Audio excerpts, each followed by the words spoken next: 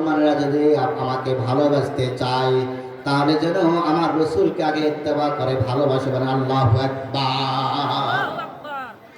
তা আল্লাহকে ভালোবাসতে হলে কাকে ভালোবাসতে হবে? রসুলকে ভালোবাসতে হবে। আল্লাহ রাব্বুল আলামিন তার রসুলকে যে এত মহব্বত করেন, ভালোবাসেন, সমস্ত নবীর রসুলকে আল্লাহ রাব্বুল আলামিন ঘোষণা করলেন। আল্লাহ রাব্বুল আলামিন রূহের জগতে সেমিনার করলেন, একটা বৈঠক করলেন। কি করলেন? একটা বৈঠক করলেন। এই সেমিনারের মধ্যে সামনে ছিল সমস্ত নবী এবং রসুল। বাবা আদম আলাইহিস সালাম থেকে নিয়ে ঈসা আলাইহিস সালাম পর্যন্ত তারা সামনে উপস্থিত ছিল। আর এই সেমিনারের প্রধান মেহমান ছিলেন জনাবে মুহাম্মদুর রাসূলুল্লাহ সাল্লাল্লাহু আলাইহি ওয়াসাল্লাম। বলেন আল্লাহু আকবার। আল্লাহ তাআলা বললেন যে আমি আমার রসুলকে কেমন ভালোবাসি তোমাদের একটি এক্সাম্পল দেই। আল্লাহ রাব্বুল আলামিন বললেন, সমস্ত নবীর রসুলকে বললেন, তোমরা সবাই শুনুন, তোমরা যখন এই জমিনের মধ্যে ইসলামিক স্টেট কায়েম করবেন, তোমাদেরকে আমি দুটা জিনিস আমি রেখে দেব, তোমাদেরকে মাধ্যমে দুটা জিনিস আমি দিয়ে দেব।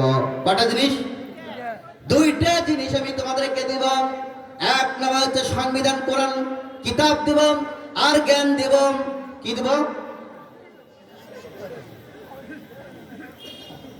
কিতাব দেব আর কি দেব? জ্ঞান দেব। তা রাষ্ট্র পরিচালনা করতে হলে কি লাগবে? কিতাব লাগবে। আল্লাহর পক্ষ থেকে কিতাব লাগবে। আর কি দিবে? জ্ঞান দিবে। আল্লাহ রাব্বুল আলামিন বললেন, আমার দোস্ত, আপনাকে ডান পাশে আমি বসে আছি রূহের জগতে। আমি আমার আল্লাহ সমস্ত রূহকে ঘোষণা করলাম, রে রূহ শোনো।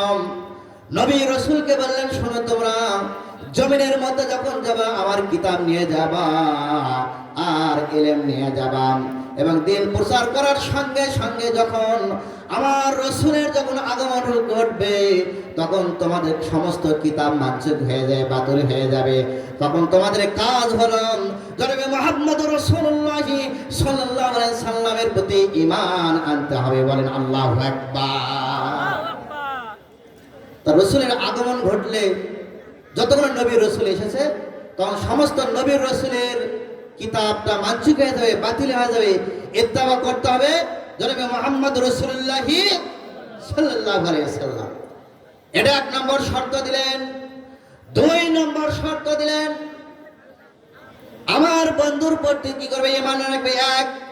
দুই নম্বর, তাকে তোমরা সাহায্য করবে। কি করবে? দুটা শর্ত দিলেন নবী রাসূলকে। এক নম্বর, তার প্রতি তোমরা ঈমান আনবে। দুই নম্বরে শর্ত দিলেন, তার প্রতি তোমরা কিভাবে করবে? সাহায্য করবে।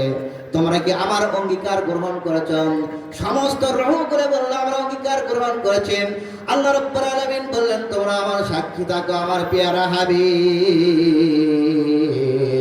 এই সমস্ত রূহগুলো যেহেতু সাক্ষী দিয়েছে, আমি আল্লাহ রাব্বুল আলামিন সমস্ত রূহের সঙ্গে সাক্ষী দিলাম। বলেন আল্লাহু আকবার। তাহলে রসুলকে এত ভালোবাসলেন যে রূহের সঙ্গে আল্লাহ তাআলা পরিচয় করে দিলেন সমস্ত নবী এবং রসুলকে। বলেন আল্লাহু আকবার। আমার বন্ধুগণ, হযরত মূসা আলাইহিস সালামের জামানায় রাসূল পাক সাল্লাল্লাহু আলাইহি সাল্লামের প্রতি মহব্বত আর ভালোবাসা থাকলে আল্লাহ তাআলা যে খুশি হন তার একটা এক্সাম্পল আমি দিচ্ছি। হযরত মূসা আলাইহিস সালামের জামানায় এমন একজন দুষ্ট লোক ছিল, এমন একটা খারাপ লোক ছিল।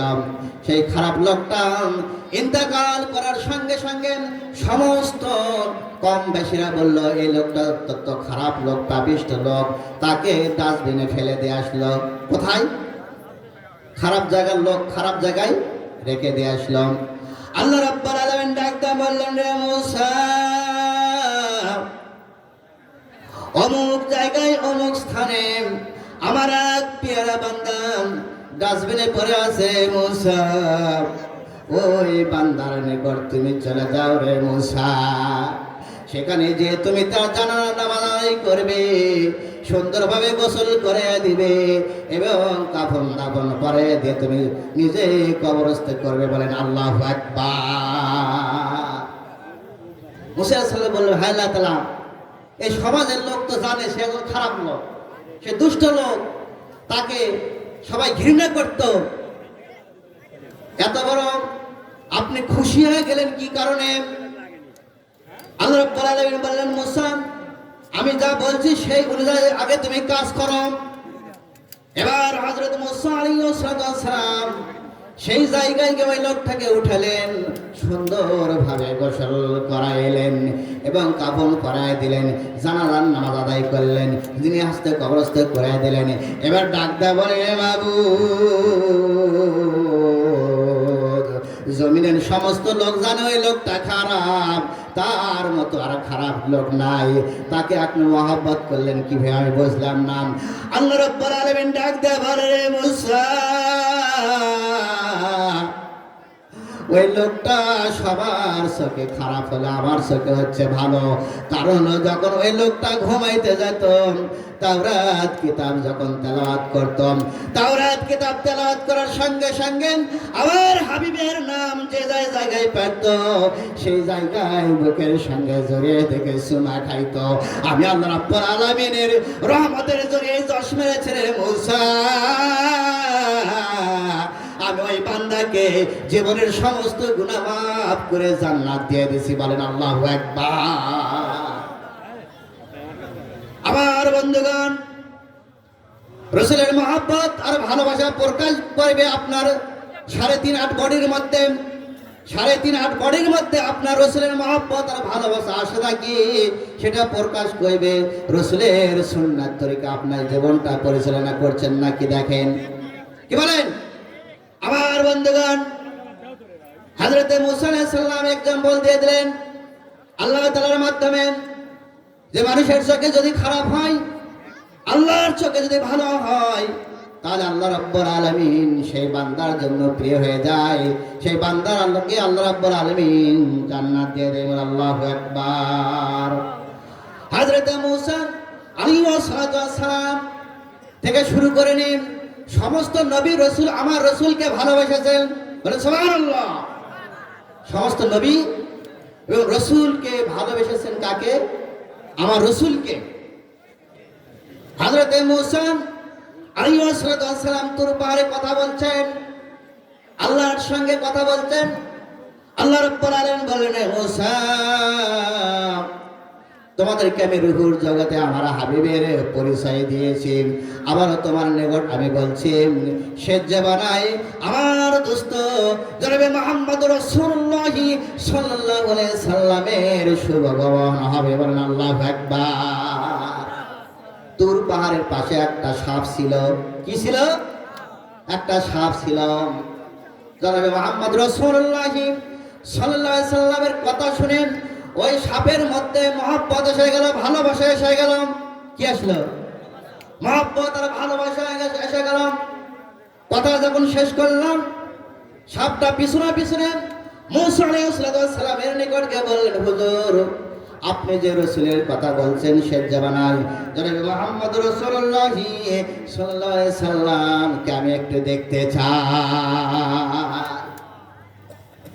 এবার মুসা আলাইহিস সালাম সাপের আর্তনাদ দেখে, প্রার্থনা দেখে আল্লাহর কাছে দোয়া করলেন, হায় আল্লাহ তাআলা, তোমার এই প্রাণীটা, সাপটা জনাবে মুহাম্মদ রাসূলুল্লাহ সাল্লাল্লাহু আলাইহি সাল্লামকে দেখতে চাই। আখেরি জামানায় জনাবে মুহাম্মদ রাসূলুল্লাহ সাল্লাল্লাহু আলাইহি সাল্লাম যখন আগমন ঘটবে, সেই পর্যন্ত তুমি এই সাপের হায়াতটা বৃদ্ধি করে দাও। আল্লাহু আকবার। আল্লাহ তাআলা দোয়া কবুল করলেন। এবার হারিসা নামক সাপটা আল্লাহ রাব্বুল আলামিন দোয়া যখন মুসা আলাইহিস সালাম দোয়া করলেন, দোয়া কবুল হয়ে গেল। মুসা আলাইহিস সালাম বললেন, তুমি মক্কা নগরে চলে যাও, পাহাড়ের মধ্যে তুমি বসবাস করবে, এবং যখন তার আগমন ঘটবে দেখবে এই জমিনের মধ্যে সমস্ত শীতল হাওয়া প্রবাহিত হয়। বলেন সুবহানাল্লাহ। 1 বছর যায়, 2 বছর যায়, সপ্তাহ যায়, মাস যায়, এমতো অবস্থায় করতে করতে যখন জনাবে মুহাম্মদ রাসূলুল্লাহ সাল্লাল্লাহু আলাইহি ওয়াসাল্লামের যখন যে রাত্রি সুগমন হয়ে গেল, সারা পৃথিবীর মধ্যে আল্লাহ রাব্বুল আলামিন পৃথিবীটা সাজিয়ে গেলেন, সুসজ্জিত করলেন। এমন সুন্দর হাওয়া যখন বইতে লাগলেন, ওই হারেসা সাপটা বুঝতে পারলেন আজকের রাত্রিতে আখেরি জনাবে মুহাম্মদুর রাসূলুল্লাহ সাল্লাল্লাহু আলাইহি সাল্লামের আগমন ঘটেছে। বলেন আল্লাহু আকবার। কিন্তু সে তো জানে না কোন বাড়িতে রাসূলের শুভাগমন ঘটেছে, জন্মগ্রহণ করেছে। এবার হারেসা সাপটা ঘুরতে ঘুরতে ঘুরতে ঘুরতে আবু জাহেলের বাড়ির সামনে এসে ক্লান্ত হয়েছে। আবু জাহেলের বাড়ির সামনে ক্লান্ত হয়ে যখন পড়ে আছেন, আবু জাহেল দেখতেছে একটা বিশাল বড় সাপ, এই সাপটাকে মারতে হবে। সঙ্গে সঙ্গে আবু জাহেল সাপটা ধরেছে, খাঁচার মধ্যে বন্দী করেছে, আর বলতেছে, রে সাপ, আমার মনে হচ্ছে মুহাম্মদ তোকে আমার নিকট পাঠিয়ে দিয়েছে। নবী করিম সাল্লাল্লাহু আলাইহি সাল্লামের নিকট তাকে আহ্বান দিয়েছেন যে মুহাম্মদ তাকে এই সাপটা পাঠিয়ে দিয়েছে। সাপটা কোনো কথা বলেন না, সাপের নিকট অত্যন্ত ব্যথার আঘাত করেছে। তার স্ত্রী বলেছে, শোনো, অন্যায়ভাবে সাপটা মেরো না। কিন্তু আবু জাহেল কিন্তু সেই কথা শুনে নাই।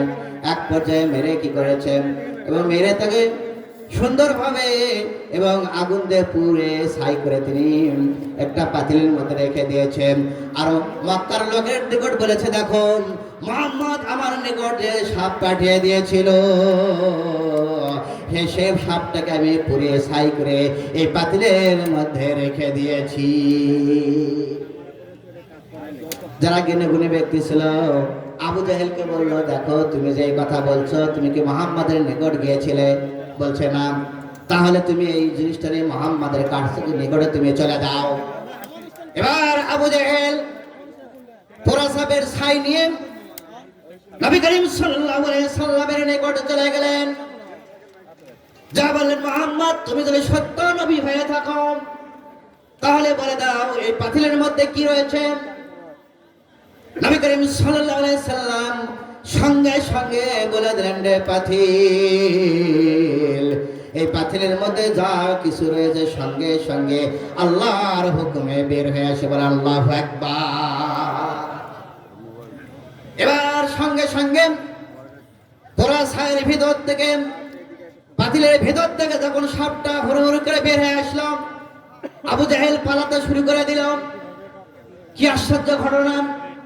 সাপটা আমি পড়লাম, ছাই করলাম, পাতিলের মধ্যে আমি রেখে দিলাম। এই পোড়া ছাই থেকে কিভাবে সাপটা আসলো? এবার হারেসা সাপটা সঙ্গে সঙ্গে আবু জাহেলকে মারার জন্য, দংশন করার জন্য যাইতে লাগলো।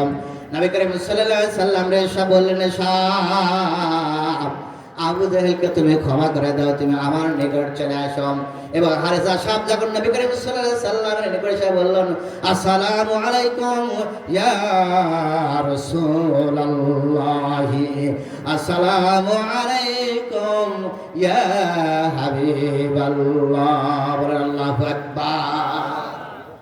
সাপ তো বলল, নবী করিম সাল্লাল্লাহু আলাইহি সাল্লাম বললেন, সাপ তুমি কোথায় থেকে এসেছো?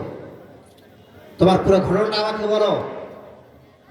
এবার হারেসা সাহেব বলেন, হুজুর, আমি হযরতে মূসা আলাইহিস সালামের জামানায় ছিলাম। একটা মানুষ কুকর্মের কারণে আল্লাহ রাব্বুল আলামিন আমাকে সাপ বানিয়ে দিয়েছেন। আমি যখন তুর পাহাড়ের পাশে তিনি বসবাস করতাম, মূসা যখন বলেছিল, আপনার নাম যখন উচ্চারণ করেছিলাম, আপনার নাম শোনার কারণে আমার হৃদয়ের মধ্যে আমার ভালোবাসা জন্মিল, মহব্বত আর জন্মিল। আপনাকে দেখার বলল জন্য আমি অত্যন্ত পেরেশানি হয়ে গেলাম।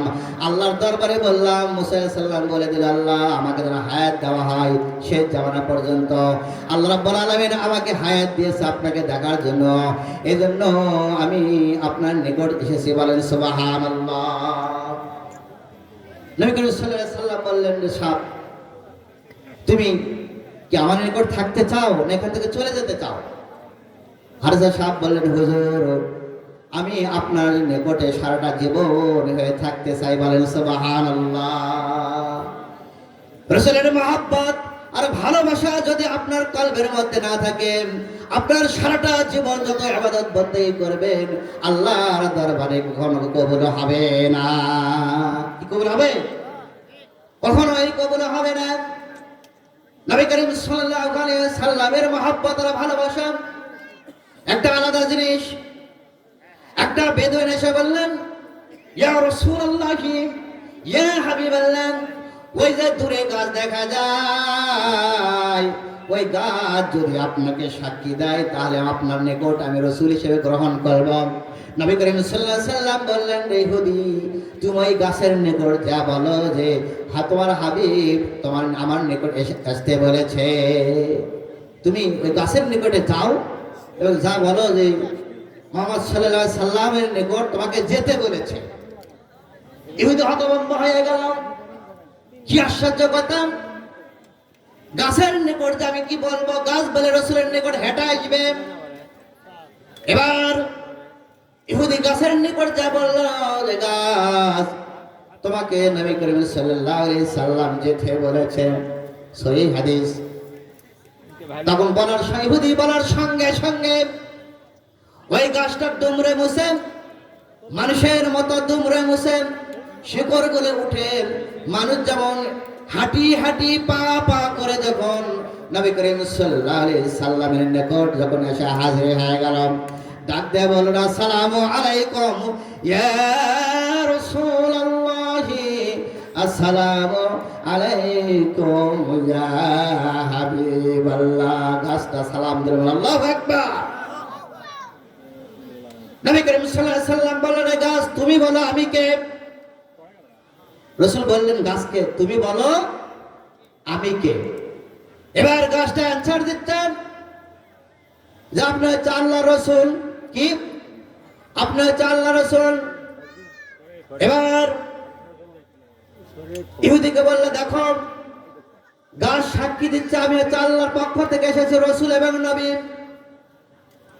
নবী করিম সাল্লাল্লাহু আলাইহি সাল্লাম বললেন, রে গাছ, তুমি যে জায়গা থেকে তুমি এসেছো তুমি সেই জায়গায় চলে যাও। বলেন আল্লাহু আকবার। গাছটা হাঁটি হাঁটি পা পা করে যে জায়গায় থেকে উঠে এসেছিল সঙ্গে সঙ্গে সেই জায়গায় চলে গেল। ইহুদি বলল, ইয়া রাসূলুল্লাহ, ইয়া হাবিবাল্লাহ, আমি সাক্ষী দিছি কালেমা পড়ে মুসলমান হব, লা ইলাহা ইল্লাল্লাহু মুহাম্মাদুর রাসূলুল্লাহ। সবাই বলেন সাল্লাল্লাহু আলাইহি সাল্লাম। তাহলে বনের গাছ রাসূলের কথা শুনে এই জন্য নবী করিম সাল্লাল্লাহু আলাইহি সাল্লামের সুগমনের কথা প্রত্যেকটা নবী রাসূল কি করেছেন? শুভ সংবাদ দিয়েছেন। হযরত সুলাইমান আলাইহিস সালাম সারা পৃথিবী শাসন করেছিল। সারা পৃথিবীর যতগুলো প্রাণী কুল ছিল সমস্ত প্রাণীর কথা তিনি বুঝলেন। একবার দরবারে বসেছেন হযরত সুলাইমান আলাইহিস সালাম জিনদেরকে নিয়ে ডাক দিয়ে বলছেন, জিন তোমার আগে আখিরি জামানা জনাবে মুহাম্মদ রাসূলুল্লাহ সাল্লাল্লাহু আলাইহি সাল্লামের কথা কি তোমরা শুনেছো? জিন বলেছে, ইয়া হাবিবুল্লাহ, ইয়া আল্লাহর নবী, অবশ্যই আমরা শুনেছি। হযরত সুলাইমান আলাইহিস সালাম বললেন, আমি তোমাদেরকে একটা দায়িত্ব দেব, তোমাদের একটা নূরের বাক্স দেব। এই বাক্সকে তোর জনাবে মুহাম্মদ রাসূলুল্লাহ সাল্লাল্লাহু আলাইহি সাল্লামের দরবারে নিয়ে যাবে। এবার সমস্ত জিন হতভম্ব হয়ে গেল যে আখিরি জামানের নবী আসবেন, তার নিকট একটা নূরের বাক্স আমি দিয়ে দেব। জিন বলল, নবীউল্লাহ, আল্লাহর নবী, আমাদের তো হায়াত এই পর্যন্ত নাই, কিভাবে আমরা নিয়ে যাব? আল্লাহর দরবারে প্রার্থনা করলেন হযরত সুলাইমান আলাইহিস সালাম, যে আল্লাহ, এই যে জিনটা তোমার হাবিবকে নূরের বাক্স পৌঁছে দিবে, এই জিনটা রাসূলের আগমন পর্যন্ত তুমি হায়াত দিয়ে দাও। বলেন সুবহানাল্লাহ। এবার আল্লাহর তরফ থেকে ওই জিনটা নতুন রূপ ধারণ করলো, বাজ পাখির রূপ ধারণ করলো, সুন্দর চেহারা রূপে বাস পাখির রূপ ধারণ করে হযরত সুলাইমান আলাইহিস সালাম নূরের বাক্স দিয়ে দিলেন। এই নূরের বাক্সের মধ্যে এক টুকরা কাগজ লেখা ছিল লা ইলাহা ইল্লাল্লাহু মুহাম্মাদুর রাসূলুল্লাহ সাল্লাল্লাহু আলাইহি ওয়াসাল্লাম। মুহাম্মদ রাসূলের নাম লেখা ছিল। এবার বাস পাখি শত শত বছর পার হয়ে যায়, হাত পেয়েছে রাসূল করিম সাল্লাল্লাহু আলাইহি সাল্লামের আগমন পর্যন্ত। এবার শত শত রাজা বাদশা চলে যায়, ওই সুন্দর বাস পাখিটা উড়াল দিয়ে পাহাড়ের উপর সুন্দরভাবে বসবাস করতে থাকে। এমন ভাবে দিন যায়, রাত যায়, বছর যায়, শত শত বছর চলে যায়। একবারে যখন মক্কা নগরে যে সুন্দর বাতাসের বহিঃপ্রকাশ ঘটলাম, এই বাস পাখিটা বুঝতে পারলাম আখেরি জামানার জনাবে মুহাম্মদ রাসূলুল্লাহ সাল্লাল্লাহু আলাইহি সাল্লামের আগমন ঘটেছে। বলেন আল্লাহু আকবার। এবার নূরের বাক্স নিয়ে যখন ছুটতেছিলাম, সেই সময় আরবের অবস্থা ছিল মুশরিক ইহুদি নাসারা, কোথায় যাবেন এমন সময় যখন উড়াল দিয়ে যাচ্ছিলাম, এমন একজন ইহুদি খ্রিস্টান পাদ্রী, তৎকালীন সময়ে শ্রেষ্ঠ জাদুকর, তিনি যখন ওই বাস পাখি যখন উড়াল দিয়ে যাচ্ছিল, দেখতে একটা সুন্দর চেহারা পাখি, এটা তো সাধারণ পাখি নয়, তাহলে এই পাখিটাকে অবশ্যই বশ করতে হবে। তাহলে বশ করলে আমি আমার সংসারের মধ্যে আমি কোটিপতি হয়ে যাব। এবং ইমরান নামে জাদুকর যখন বাস পাখিটা পাহাড়ের উপরে বসেছিলাম, সুন্দরভাবে এমন ভাবে জাদু করলাম, বাস পাখিটা না জানার আগেই তাকে সেগল তাকে বেঁধে নিয়ে তার রাজপ্রাসাদে চলে আসলাম। বাস পাখিকে বললো, রে বাস পাখি, তোর এই সুন্দর চেহারা দিয়েছে কে বলো, তুই কোথায় থেকে এসেছে? বাস পাখি মানুষের মতো কথা বলতাম, কিন্তু বাস পাখি কোনো কথা বলে না। ইমরান জাদুকর বাস পাখিকে এমন ভাবে আঘাত করতে লাগলাম, কিন্তু কোনো কথা বলে না। এমন সময় নবী করিম সাল্লাল্লাহু আলাইহি সাল্লাম সাহাবায়ে কেরামদেরকে নিয়ে খুতবা দিচ্ছিলেন। ডাকতে বললেন, আবু বকর, ওমর, তোমরা আমার সঙ্গে চলে আসো। আমি বুঝতে পারছি আমার একটা আত্মা, আমার একটা রূহ আমার মহব্বত আর ভালোবাসায় ছটফট করছে। বলেন আল্লাহু আকবার। এমন একটা বাস পাখি ছটফট করছে রাসূলকে দেখার জন্য। সম্মানিত বন্ধুগণ, নবী করিম সাল্লাল্লাহু আলাইহি সাল্লাম ইমরান জাদুকরের যখন বাসায় ঢুকলেন, ঢুকে বললে, দেখো তোমার বাসার মধ্যে একটা পবিত্র রূহ রয়েছে, তাকে বের করে দাও। ইমরান জাদুকর অট্ট হাসি দিয়ে বললেন, হুজুর, আমার বাসার মধ্যে তো অনেক ধরনের পাখি রয়েছে, আপনি দেখতে পারেন আমার বাসাটা। নবী করিম সাল্লাল্লাহু আলাইহি সাল্লাম সাহাবায়ে কেরামদেরকে যখন ঘরের মধ্যে প্রবেশ করলেন, দেখলেন সেই নূরের বাস পাখিটা সেখানে খাঁচার মধ্যে বন্দী হয়েছে। সঙ্গে সঙ্গে খাঁচাটা ভেঙে গেল। নবী করিম সাল্লাল্লাহু আলাইহি সাল্লামের দরবারে এসে হাজির হয়ে সালাম জানালেন, আসসালামু আলাইকুম ইয়া রাসূলুল্লাহ, আসসালামু আলাইকুম ইয়া হাবিবাল্লাহ। দীর্ঘ 1000 বছর আপনি অপেক্ষা করেছি শুধু আপনাকে দেখার জন্য। বলেন আল্লাহু আকবার। হুজুর, এই যে আমানত হযরত সুলাইমান আলাইহিস সালাম একটা নূরের বাক্স দিয়েছে, হুজুর এই যে আপনাকে আমি দিয়ে দিলাম। রাসূল করিম সাল্লাল্লাহু আলাইহি সাল্লাম বললেন, রে বাস পাখি, তুমি কি কোথায় চলে যেতে চাও? বাস পাখি বলে, ইয়া রাসূলুল্লাহ, ইয়া হাবিবাল্লাহ, আমি সারাটা জীবন আপনার সঙ্গে আমি থাকতে চাই। বলেন আল্লাহু আকবার। তাহলে রাসূলের মহব্বত আর ভালোবাসা যতই দূরে থাকুক না কেন, যতই গভীর থাকুক না কেন, পৃথিবীর যে প্রান্তে থাকুক না কেন, রাসূলের মহব্বত আর ভালোবাসায় যদি আপনার কলবের মধ্যে থাকে, তাহলে রাসূল পাক সাল্লাল্লাহু আলাইহি সাল্লাম এই মহব্বতে চুম্বক করে নেয়, টেনে নেয়। বলেন আল্লাহু আকবার। বলেন লা ইলাহা ইল্লাল্লাহ, লা ইলাহা ইল্লাল্লাহ। কলেমা পড়েন।